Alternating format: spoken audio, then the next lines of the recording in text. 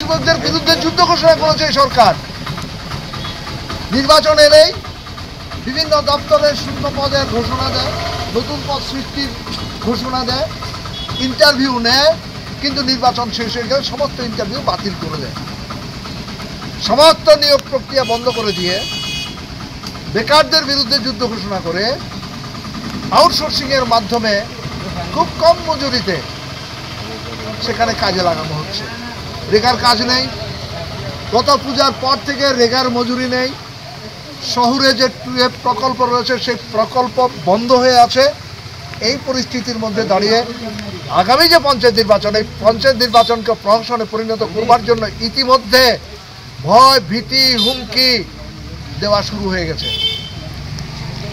গত পরশুদিন আমরা লক্ষ্য করেছি কালাছড়া ব্লকের অন্তর্গত ধর্মনগর বিধানসভা কেন্দ্রের সাকাইবাড়ি, বড়ুয়াকান্দি, চন্দ্রপুর এবং রাগনা গ্রাম পঞ্চায়েত এলাকায় বিজেপির ফ্ল্যাগ ব্যবহার করে 10-12টি গাড়ি বোঝাই হয়ে সেই গাড়িগুলোতে মদমত্ত অবস্থায় ধারালো অস্ত্র নিয়ে সাউন্ড সিস্টেম ব্যবহার করে প্রত্যেকটা গ্রামে গ্রামে ঢুকে থ্রেট করছে।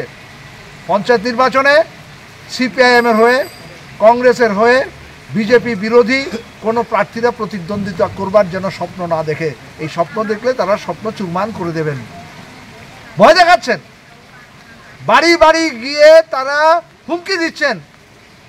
মহিলাদেরকে বলা হচ্ছে সাদা কাপড় নিয়ে আসতে বাজার থেকে, স্বামী যদি নির্বাচনে প্রতিদ্বন্দ্বিতা করে তাকে খুন করা হবে।